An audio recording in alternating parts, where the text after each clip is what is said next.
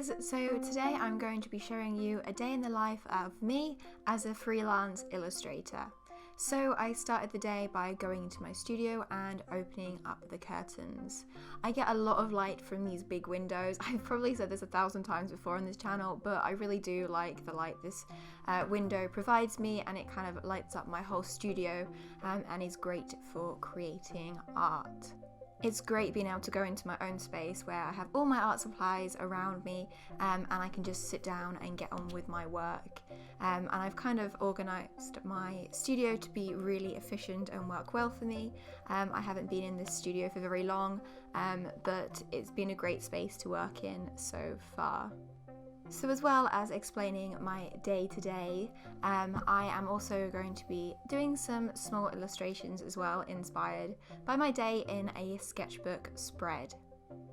I am using Winsor & Newton inks, and I am also using prismacolor pencils in my sketchbook.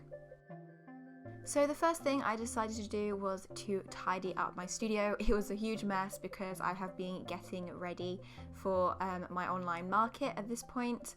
My market was originally going to be in person, but it did end up to being cancelled, so I did have a lot of things to suddenly do, photos to edit and photos to take. So my studio just ended up being a huge mess of everything I needed for the online market and the stuff I had been using for the in-person market too. So I had lots of bits and pieces to tidy up and put away. My studio isn't huge, so it does get messy quite quickly, especially since I like to work on multiple projects at the same time. I don't just stick to one thing, which I really should do, but I like doing lots of different things, and it also makes my studio vlogs more interesting for you guys too if I just don't do one thing for the entire week. And it makes it a lot more enjoyable for me too. My IKEA Skadis pegboard is probably one of the first things you see when you walk into my studio. It takes up the entire part of the wall. It's just above my fireplace, and I have my painting desk against it, so I can easily just grab my supplies when I need them. As you can see, I am putting a few bits and pieces away that I used for a few videos ago. My little paintings I did for a Chocola video. The paintings had been sitting out drying, so I hadn't had the chance to put them away yet. I really want to find somewhere to hang them up. I'm not sure where, but because they're quite small paintings and haven't really got good places in my house left to hang them. But I'm going to keep hold of them, and hopefully I will find a use for them in the future, or maybe I'll even consider possibly selling them. I do personally prefer to keep hold of original paintings and then sell prints or other pieces of artwork or printed onto my products. But maybe I will, I don't know.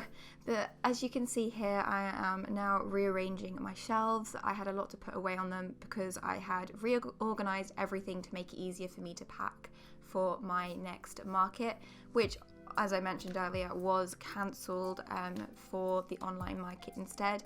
So I had lots of bits and pieces to put away, which I needed to find a kind of home for, as I had reorganized everything I had.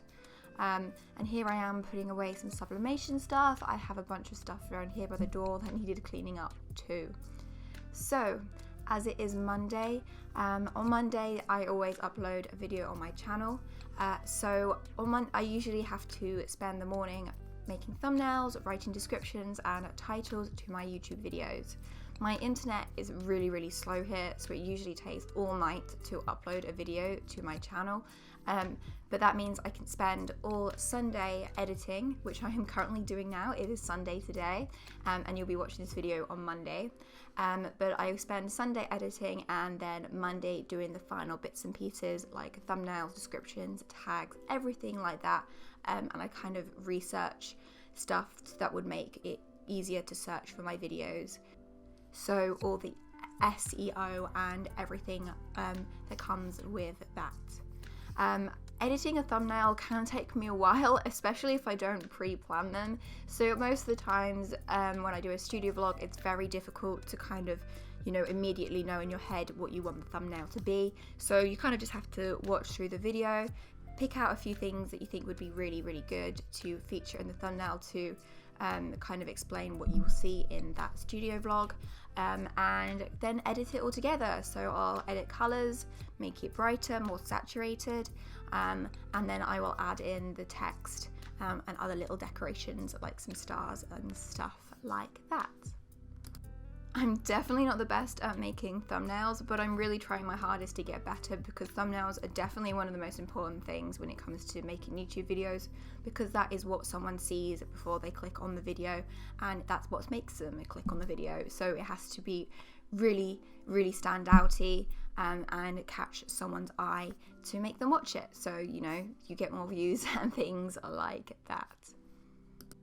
Then once I've done all of that, I go onto Facebook, Twitter, Instagram, all of those places, and I create some kind of post, just depends on the website, to advertise the new video.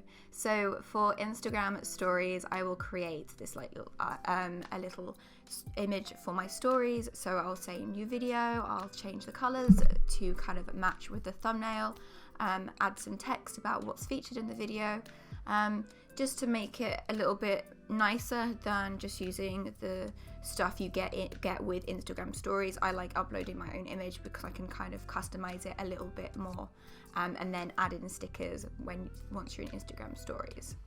I had 2 orders to pack that morning, so I went around and grabbed the little bits and pieces I needed for that order, well, those 2 orders, and I got to work to putting them together. I use these cardboard boxes because they're perfect sizes and they fit pretty much the majority of my products in them, so they're great for me to use because they're so versatile and I can fit so much in them, even though they're very small boxes, and I can keep the postage costs down low as they are considered large letters rather than a parcel. So this customer ordered a tote bag. I'd already printed that, so I just tied it up and put it into the box.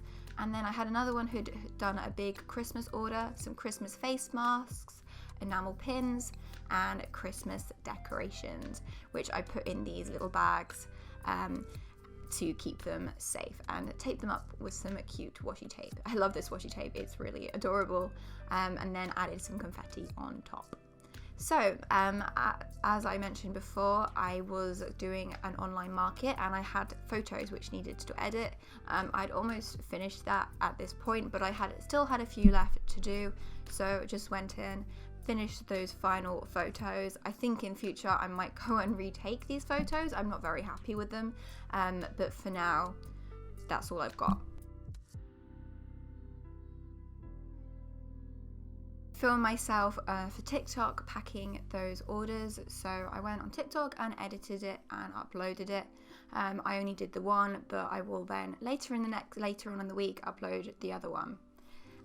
Then I went to Procreate to finish off this illustration I've been working on for so long. So this is an illustration that's actually already up on my Instagram. My Instagram is linked down below if you want to go and give it a like. It's a illustration I'm drawing on Procreate on my iPad of a little girl character wearing one of my denim jackets. I can't believe I've never done this before, so I paint custom denim jackets, one-off ones. I do commissions as well, but one of the jackets I painted had this bee on the back with some strawberries. So I can't believe I've never ever drawn a character wearing one of them before. It's such a weird thing for me not to done, but I'd only just thought of it. So I drew her in my jacket and I'm really happy with how it came out, and I definitely think it looks pretty much identical to the actual jacket, which is still up on my shop if you want to go and grab it, which is linked down below in the description. As I mentioned, I do take commissions on denim jackets too. If you want to get your own, please contact me and let me know. My email is in the description. On Instagram, I made sure to tag the jacket, so I now have the shop feature on my Instagram account. So if you just tap the image, you can immediately go and buy the jacket, which I think is a really cool feature. And it took a while for me to set up and get my head around how to do it, but I'm so glad I did it. So it was nearing the end of the day. It was about 5 o'clock and I decided that I would go and get something to eat with Ryan. He was home from work and then I just played some Animal Crossing. My little bear friend here, I got him from IKEA and he's so cute, so he came and joined me playing Animal Crossing too. He just lives on our sofa because he's like a massive big soft pillow kind of beanbag thing, and he's really cute. So yeah, I just played some Animal Crossing. It's actually snowing now in my Animal Crossing town, which it wasn't at the time, but I'm really enjoying making snowmen. I might post my dream code down below if I remember, so you can go and check out my town if you want. It's very much not finished yet, and I am still working on it. But it's slowly getting there. I've designed my own paths, which I'm super happy about. They fit my theme of my town super well, and that's why I made my own ones, because I really wanted them to fit in well. My theme is, well, my town is called Roseberry, so I kind of want to go with a strawberry rose theme. Here I am buying some plants from Leaf. And then I just finished off this illustration I'm drawing here with this kind of blue vine, kind of representing the green vine I used to tie up that tote bag, and I added some like Animal Crossing triangles underneath the little bear. This video is very different to what I normally make, but I hope you enjoyed seeing a day in my life. Recently I feel like I haven't been that productive. I think it's just because I've been doing things like editing photos and stuff, not necessarily things I would show on camera. So sorry I haven't been doing much recently, but I have been very busy and it's just not been stuff that's camera friendly. So while I was using this illustration, I was using my Ben Q e-reading desk lamp. They very kindly sent this to me. I've mentioned it before in a video, but I just wanted to feature it a little bit more because I can't believe that they sent this to me for free. I didn't get paid, but they did send it to me. It's a great little lamp. You can adjust how bright the light is, you can change the color so you can make it warmer or cooler, and it's just a really good little lamp, and it's great for drawing in this room, especially because in the evenings this room gets really dark.